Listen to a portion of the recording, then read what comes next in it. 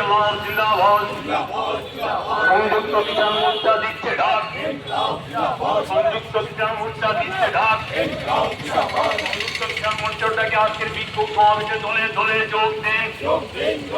বিক্ষোভ সমাবেশ আওয়াজ তুলতে ভারত মার্কিন বাণিজ্য চুক্তি অবিলম্বে বন্ধ করতে হবে। ভারত মার্কিন বাণিজ্য চুক্তি অবিলম্বে। আপনারা জেনেছেন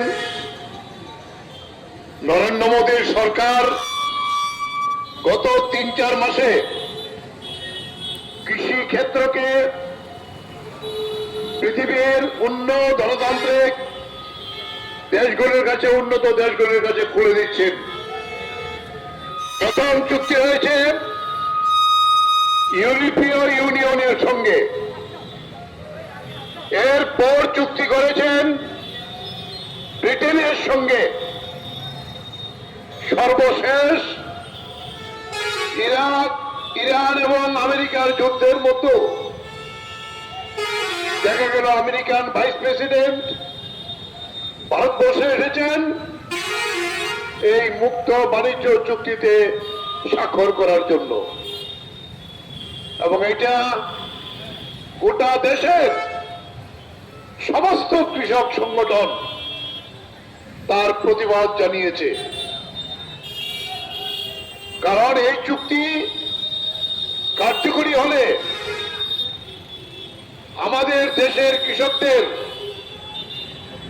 যে ভবিষ্যৎ, এটা আর থাকবে না, আমাদের দেশের আর কৃষি থাকবে না। কারণ আমেরিকার লোক সংখ্যা কম, তাদের অনেক বেশি কৃষি জমি,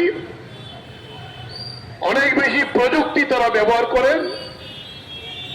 এই ব্যবহার করার ফলে তারা অনেক সস্তায় আমাদের দেশে এই কৃষি পণ্য আমদানি করবেন, এবং আগে যে ধরনের ট্যাক্স লাগতো ভারত সরকার আমেরিকার জন্য, ব্রিটেনের জন্য, ইউরোপের জন্য এই সমস্ত ট্যাক্স তুলে দিয়েছেন।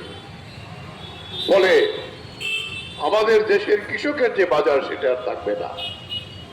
ইতিমধ্যেই গোটা দেশের সমস্ত কৃষক সংগঠন, এমনকি সংযুক্ত মোর্চার বাইরেও যারা, তারাও এই প্রতিবাদে সামিল হয়েছেন।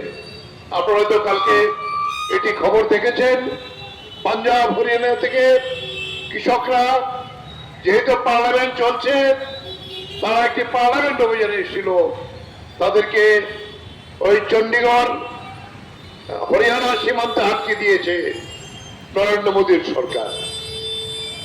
আমরা আর আগেই সিদ্ধান্ত নিয়েছিলাম, সংযুক্ত কিষাণ মোর্চার সভা করে এই 22শে জুলাই সারা ভারতবর্ষের প্রত্যেকটা জেলাতে এবং বিভিন্ন জায়গাতে প্রথম প্রাথমিকভাবে প্রতিবাদ সংগঠিত হবে। এরপর সংযুক্ত কিষাণ মোর্চার কেন্দ্রীয় পরিষদ এবং রাজ্যগুলোর প্রতিনিধি নিয়ে মিটিং হবে আগামী 27শে জুলাই দিল্লিতে। এরপর 28 তারিখে জুলাই কেন্দ্রীয় ট্রেড ইউনিয়ন এবং সংযুক্ত মোর্চার সভা হবে। সেখান থেকে আরো বৃহত্তর সংগ্রামের আহ্বান আসবে আমাদের কাছে। তাই আপনারা ইতিমধ্যেই লক্ষ্য করেছেন, নরেন্দ্র মোদীর সরকার ভারতবর্ষের জনগণের সঙ্গে সরাসরি যুদ্ধ ঘোষণা করেছেন, এবং সমস্ত জনমত উপেক্ষা করে আমাদের ছাত্রদের, যুবকদের যে ভবিষ্যৎ নিয়ে আজকে চিনিমিনি খেলা শুরু করেছেন, খেলেছেন, তারপরে যেভাবে দিল্লিতে সেখানে আমাদের দল মত নির্বিশেষে ছাত্ররা, যুবকরা মিলিত হয়ে এই মোদী সরকারের ওই নীতির বিরুদ্ধে প্রতিবাদ করছে। পরীক্ষা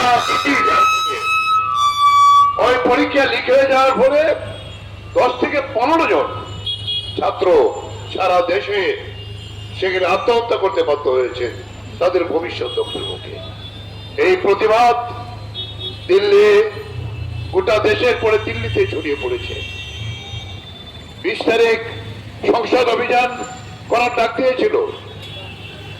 একেবারে সরলমতি নিরস্ত্র সমস্ত ছাত্রছাত্রীদের যেভাবে নরেন্দ্র মোদীর সরকার অমিত শাহের নির্দেশে তাদেরকে নৃশংসভাবে তার উপর আক্রমণ করেছেন, ভারতবর্ষের বিজেপি বাদে সমস্ত রাজনৈতিক দল, সমস্ত সংগঠন, বিভিন্ন সমাজসেবী, বিভিন্ন চিত্র এবং যারা বিভিন্ন পেশার লোক, তারা এসে তার পক্ষে দাঁড়িয়েছেন। সমস্ত কিছুকে উপেক্ষা করে নরেন্দ্র মোদীর সরকার এই নৃশংসতা চালিয়েছে এবং এই প্রতিবাদ আজকেও চলছে। অত্যন্ত ন্যাক্কারজনক ভূমিকা আমাদের দেশের সুপ্রিম কোর্টের।